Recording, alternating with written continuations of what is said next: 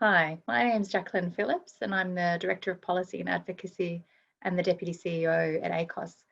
I wanted to talk to you today about the opportunity we have now to invest in social housing, both to stimulate our construction sector, which is flagging, but also, and most importantly, to address long and unmet need for affordable housing in this country.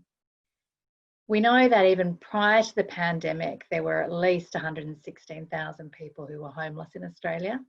And we know that once the current eviction moratorium is lifted, as the unemployment figures are continuing to grow, the sad reality is that that number is likely to go up.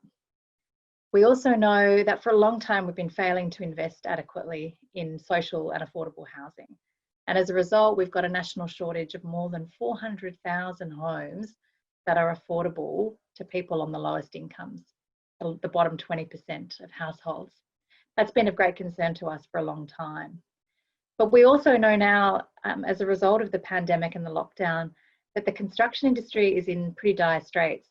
In fact, the Housing Industry Association has forecast that the drop in new housing starts could be as bad as a 50% drop in the next financial year, a halving in the number of housing starts, which would be devastating for the economy, but also for the supply of housing in this country, which is already very constrained.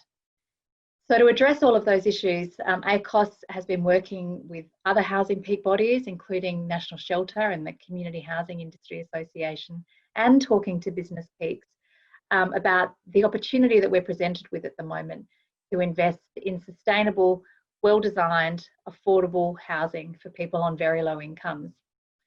The proposal that ACOSS is advocating as part of our economic recovery plan is for a $7 billion public investment to construct 30,000 new social housing dwellings. We know from experience in the last economic downturn after the global financial crisis that money was funneled very quickly and efficiently to social housing from the Commonwealth to the states. And the evaluation of that investment at that time shows that it paid a really strong economic dividend, that it had economic multiplier effects across the economy, and obviously that the social benefits were high. And so we know the case for this kind of investment is very strong at this time. So in our most recent brief on economic recovery and a plan to boost jobs and growth as we emerge from the lockdown, we outline the proposal for this investment. And we argue that these houses could be developed fairly quickly given the pipeline of planned affordable housing projects that already exists. And we also argue that another great way to stimulate construction and stimulate work and stimulate the economy through the construction sector is by funding the very large backlog of renovations and repairs of social housing, particularly public housing dwellings. The states have been struggling to maintain the funds needed in order to do the work that needs to be done to keep these dwellings in healthy and safe condition for tenants. And so rather than funneling resources that are not really needed to people to do renovations that are not really essential, as per the Commonwealth Government's recent announcement, we'd suggest that money would be far better spent, targeted at public housing providers and social housing providers to get those dwellings into safe and proper habitable condition for people. Because there are many dwellings out there that could be being occupied at the moment but are not because the condition that they're in is too poor. And that's a real waste of resources at a time when housing demand is high and likely to increase. We have a number of other housing proposals which we think need to be seriously considered in this environment. Obviously, the lifting of eviction moratoriums has had a beneficial impact, but it's a temporary measure.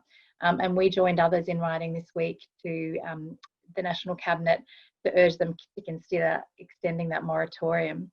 But we also know that the financial assistance available to renters in the private market is just not adequate to meet rental payments. And that's why we're calling for an increased Commonwealth rent assistance as a supplement to the income that people receive through their job seeker payment or their pension payment, but to target assistance and provide more adequate support for people who are really struggling in the private rental market.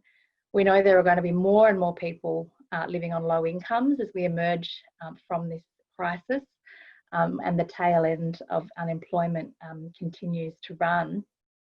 And what we don't want to see is mass dislocation and housing instability as a result of that, because people can't maintain their tenancies or their mortgages. So it's vital that we get income support settings right, which is why we're calling for a permanent increase to job seeker. It's vital that we get assistance to private renters right and adequate so that it better meets the needs of renters through a lift to CRA. And it's beyond time that we finally invested in a substantial way in really lifting the supply of social housing stock.